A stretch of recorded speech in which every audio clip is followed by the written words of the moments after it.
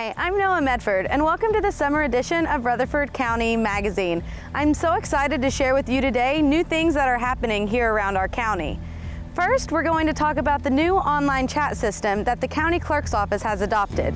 Then we're going to see how a few organizations have partnered together to digitally map our local cemeteries.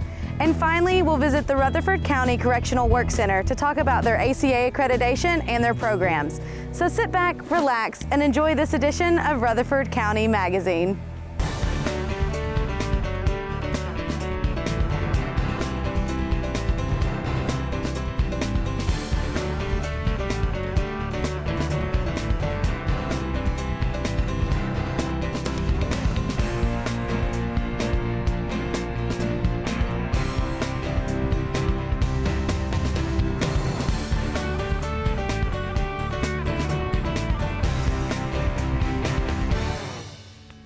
The Rutherford County Clerk's Office has a new way of communicating with its clients. Let's check it out. I'm Lisa Crowell, and I'm the Rutherford County Clerk. I found out about the chat system through other companies providing that service, and I thought it was a good idea that we provide the same service to the citizens of Rutherford County. I took it to the OIT department, and the director, Brian Robinson, thought it was a fabulous idea. There was nothing like this in the county, and it was a pilot program for the county, and it's worked out very well. I worked directly with the OIT department, and we slow walked it into place. We actually began it in October 2013. Giving the staff the opportunity to get adjusted to how they would talk with the public via not answering the telephone or talking to them in person as they walked up. It was a whole new way of communicating for my staff. We have 6 staff members that has the chat system set up on their computer, and that has worked real well. I have 3 on the motor vehicle side, and I have 3 on the administrative side. So there should be always someone available during our regular working hours, which is Monday through Thursday, 8 to 4, and on Fridays from 8 to 5. If you bring up our county website after working hours, the chat system option is not available. We answer all questions that has to do with this office. Now, if it's something a little more in-depth, we'll ask you just to call the office, and we'll talk to you. That would be a quicker way of taking care of certain situations without typing and that type of thing. The chat system is normally used for quick answers, quick replies, that type of situations. So if it's something that gets a little more in depth, we'll ask you to give us a call so that we can discuss it more in depth and we can give the correct information. Average response time is 39 seconds, which is pretty good, and our average is about 120 chats a month. So it's caught on. It's an easy way to get a quick response, not picking up the telephone and getting a busy signal. You know, we don't have a whole lot of phone lines coming into this office, so a lot of times it is a busy signal. So this is just a way of getting a quick response to those simple questions that someone may have. My name is Megan Chaffin, and I am the Web Design and Media Specialist for Rutherford County Government. We spent some time first researching what other governments or businesses were using for chat services and how they were using them and the success that they were having before sitting down and talking with the clerks to find out what their needs were in a chat software in terms of how many operators, if they would need reports, if operators would be able to answer all at once, or if it would be a round-robin sort of answering deal. And after doing our research, we came to the conclusion and chose our software. After we chose the software, we worked with each operator individually to be sure that they understood how to use the software and even added some instant messaging clients to their computers so that the chat would feel more natural with just when a person posted something on one end, it would just pop up on their screen instead of them having to log in online to keep up with the chats.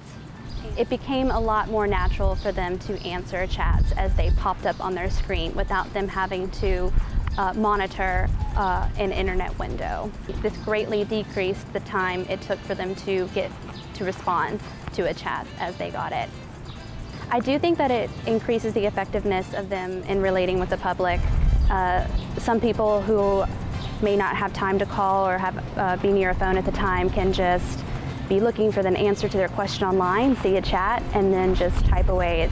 It's a more natural way of asking questions, especially for younger generations. And the fact that we've had so many people using it and complimenting and saying that this is an amazing service just goes to show that it has been very effective. If there is ever a problem, OIT comes in and we make sure that everything is working, reinstall the client if we have to, be sure the instant messenger is working on their computers. We also work with the operators to be sure that they are continuing their effectiveness in answering and working with the public on chat service, just because it is different than talking to someone on the phone. And so we just be sure that, and we just kind of keep an eye on it to be sure that that's still working and flowing well. Since the chat service has been so effective with the clerk's office, we have implemented it in other departments. We've started with the election department, and that was rolled out in July. And when election time comes, we are really hoping that the abundance of questions that come in during that time will be answered more effectively with an additional service that people can reach out with and ask questions if they need to. We've answered over 2,000 chats, which is huge. When we were testing this system out, before it was ever really live and it was there and we were testing, we had a soldier in Afghanistan that happened to be on our website and chatted, and that was on a test, and that was our very first chat that we had. And that was impressive to me. It let me know right then how great that this could be, that a soldier in Afghanistan didn't have to call. He could simply ask his question and get a reply. Instant messaging sure beats being put on hold. And now, John Lettle and Bethany Hall are going to tell us a little bit about how they are digitally mapping our local cemeteries. I'm John Lettle, Director of the Rutherford County Archives. There was a historic cemetery survey of the entire county done in the late 1960s and early 1970s. It was actually started by a guy named Steve Cates, who quickly teamed up with the Rutherford County Historical Society, who went out to find every cemetery in this county, every little cemetery, no matter where it was, and they did a pretty good job. Their work was to locate the cemeteries, to map the cemeteries, to transcribe the names and dates off the tombstones. And all that information was compiled into a book, which was published in the 70s, republished in 2005 by county genealogist Susan Daniel. It's available at all the local libraries as well as the local archives. So it's a great source, but what we realized a couple of years ago is that information's 40 years old now. So there's been so much development in this county that we decided it'd be a great idea to go back and remap those cemeteries digitally. So we teamed up with the Rutherford County Archives, teamed up with the County GIS Department, our mapping department, along with MTSU Center for Historic Preservation. Bradley Academy Museum was on board as well, and a few others who I can't remember. And we all partnered to do this project. The main work has been done by the MTSU Center for Historic Preservation and County GIS with support of the archives. And we followed the lead of the book. So we went to the cemeteries in the book to remap them. This information now in 2015 will be digital. So we dropped what's called a digital point at the cemetery. It's uploaded to a county map. That will be available on the county's website. So now when somebody wants to visit a cemetery in the county, they can pull up the county map and go directly to it. We'll even have a phone app if they want to use GPS to get to it. There'll be multiple ways to find these cemeteries now. other than the description of it's by the big oak tree. So it's a wonderful resource. We've been able to take photos of the cemeteries, modern day photos of the cemeteries for documentation purposes. And there were some cemeteries that they didn't find in the 70s that we're finding today for various reasons. So we're documenting those as well. In the 1970s, it took them about 2 or 3 years to do it. We've been working on about it 4 or 5 years. We started ourselves, being the county archives and county GIS, just a few of us working on it 4 or 5 years ago. Consulted with Bradley Academy on some of the historic black cemeteries that had been missed in the 1970s. But here recently, we teamed up a year ago. It was a year ago, January of 2014, that we teamed up with the Center for Historic Preservation to get the majority of the work done. So with their support and help, we've done amazing things this past year to get most of the documentation finalized. We wanted to make sure that we weren't, although we are part of county government, we still wanted to respect the rights of citizens and not trespass on anybody's property. So letters were sent out to every property owner that we knew had a cemetery on their property or we thought had a cemetery on the property. And the citizens of Rutherford County were wonderful to call back. They usually called us back and said, yeah, come on out. They usually met us out on the properties, various places all over the county. Some of them gave us information about cemeteries we didn't know about when we visited the ones we did know about. So it's been a wonderful experience being out in the county the past year, meeting people, talking to people, and learning things that we didn't know. And now we can provide this information to everybody else. Rutherford County GIS, we're proud to be a partner with this program, and what we're trying to do is get the information out there as a digital point of reference for genealogists and folks within the county so they can find where their folks are buried. We've started with, we place points and go out to the on-site and we collect that GPS information, and we're serving that up through Rutherford County's SDE server, and that's where we store all of our GIS data. And hopefully we're going to get this out for a website so folks can go click on the point for the cemetery and learn more about that cemetery and where to find additional information. So it's going to be a wonderful resource. Like I said, it'll be on the county's website, the Rutherford County Archives website as well, and there'll probably be a link off the MTSU website. And we would like to thank Steve Cates and Ernie Johns for having such an instrumental part in making this happen. And finally, let's head down to the Rutherford County Correctional Work Center to hear about their ACA accreditation and their programs. Hello, my name is Chris Fly, and I'm the accreditation manager for the facility. I've been in the position for approximately a little bit over a year right now. The accreditation is, I believe, solely based on leadership.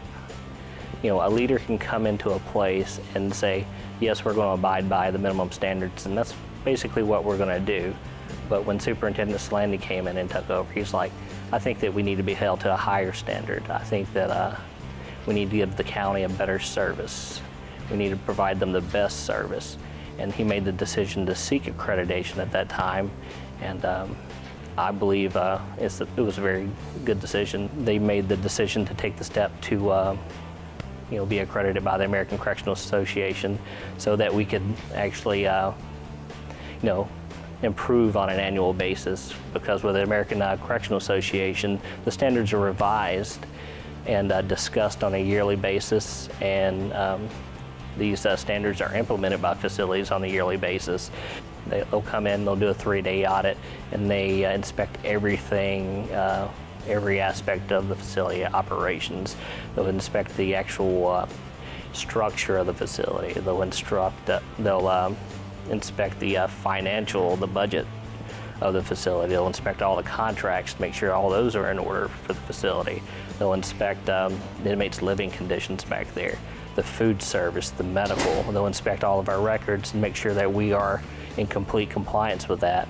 And every year that I'm responsible for pulling indicators to prove that we are actually complying with all of the standards with the ACA. The ACA holds us to a higher level of professionalism as a leadership staff, all the way down to the basic staff member. When you develop your staff like that, it increases in communication. And within the last 18 months, we haven't had to physically move anyone or had a physical use of force. And that's pretty impressive, because with law enforcement agencies across the state and throughout the nation, physical force being used can usually result in some type of lawsuit. So it limits the liability on the county when we don't have as many uses of forces, because the staff can actually communicate with the inmate and find out what the actual problem is. In the last 18 months, we haven't had a use of pepper spray at all. And for a correctional facility, even though it's minimum security, that's pretty impressive. Well, the benefits to the county is getting the inmates reformed, them getting out, being productive citizens. We do have a work release program, which is somewhat developed from having an ACA accreditation, because with ACA they want you to continuously improve and to meet all of the standards. So if we don't meet one standard, then they want a plan of action. There's 383 standards that we go by. So when we go in August this year to speak to the committee, that one standard that we were not in non-compliance with, I have to have an answer for that, and they want to hold us accountable and responsible for that. The philosophy for ACA is improving conditions for inmates and employees, and by improving conditions for the inmates, that's getting them involved in programs, trying to make them productive citizens, getting them into treatment programs like AA, NA. They could be anger management classes, and by them participating in these programs, they're going to be better, hopefully more productive citizens for the county.